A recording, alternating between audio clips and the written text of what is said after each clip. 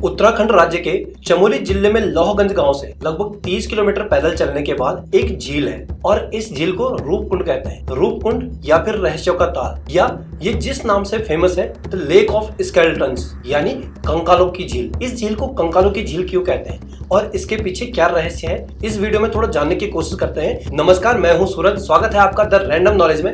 अगर आप इस वीडियो को फेसबुक पर देख रहे हो तो ऊपर फॉलो का बटन है, फॉलो का बटन दबा दो, और अगर इसे यूट्यूब पर देख रहे हो तो नीचे सब्सक्राइब का बटन है, सब्सक्राइब का बटन दबा के जरूर जाना। तो चलिए शुरू करते हैं इस वीडियो को।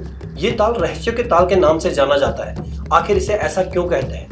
यहाँ पर 800 से ज्यादा कंकाल हैं और इतनी ऊंचाई पर, लगभग 16,000 फीट की ऊंचाई पर इतने सारे कंकाल एक साथ क्या कर रहे हैं? ये सारे लोग कौन थे? ये यहाँ क्या कर रहे थे? और यहाँ इसकी खोज किसने की? ये सब हम इस वीडियो में जानेंगे। 1942 अंग्रेजों का शासन था और द्वितीय विश्व युद्ध चल रहा था।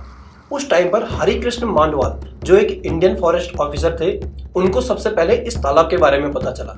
लेकिन उनको ही इस तालाब के बारे में पता क्यों चला, जबकि इससे पहले इसके आसपास बहुत सारे लोग गए हैं? तो उनको इस बारे में क्यों पता नहीं चला? इसके पीछे बहुत सारे सवाल खड़े होते हैं जिसका जवाब शायद ही कोई दे पाए। पहला सवाल है, जब नंदा देवी राजजात की यात्रा जाती है, जो कि विश्व में सबसे लंबी यात्रा है और सबसे पुरानी यात्रा भी है, 290 किलोमीटर की ये पूरी यात्रा होती है, और इस यात्रा में जाने वाले लोग इस रूट से होकर जाते हैं, यानी रूपकुंड से होकर जाते हैं। नंदा देवी राजजात की यात्रा का आखिरी 3 पड़ाव जब पातर नचौड़े से सीला समुद्र तक जाते हैं तो उसके बीच में पड़ता है रूपकुंड।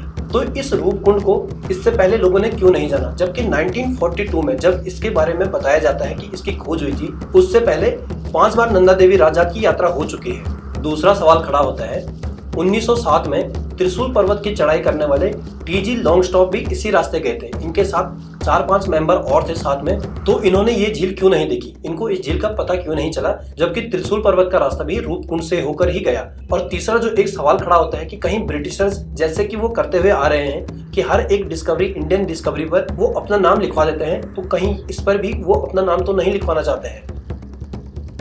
झील तो मिल गई, लेकिन इस झील के पीछे रहस्य क्या है?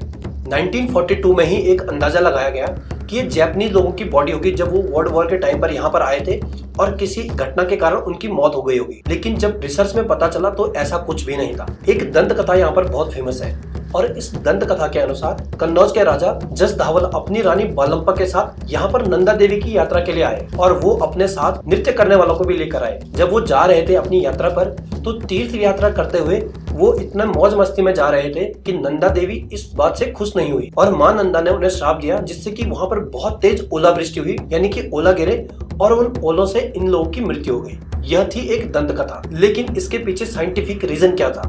1950 में जब यहाँ पर रिसर्चर आए इन कंकालों पर रिसर्च करने के लिए, तो उनको पता चला कि ये महिलाओं और पुरुषों के ही कंकाल हैं, इनमें कोई बच्चे नहीं है, और इनकी डेथ सर पर चोट लगने की वजह से हुई है। किसी 9 सेंटीमीटर के गोला आकार, जैसा क्रिकेट की बॉल होती है, उस टाइप की किसी चीज से इनके सरों पर चोट लगी और इनकी मृत्यु हुई है। इनके कंकालों में आप देखोगे तो दरारें पड़ी हुई है सर पर, तो यह अनुमान लगाया गया कि इनकी ओलावृष्टि से ही मृत्यु हुई होगी। अब जो दंत कथा थी वो बहुत स्ट्रांग हो चुकी थी कि राजा और रानी आए और इन पर ओलावृष्टि हुई और इनकी मृत्यु हो गई। इसके बाद एक रिसर्चर की टीम आई और वो अपने साथ 38 कंकाल लेकर गई। उन 38 कंकालों में से 23 कंकाल 800 ईस्वी के थे, यानी 1250 साल पुराने, और ये 23 कंकाल साउथ एशियन लोगों के थे, यानी इसमें साउथ एशिया के लोग शामिल थे।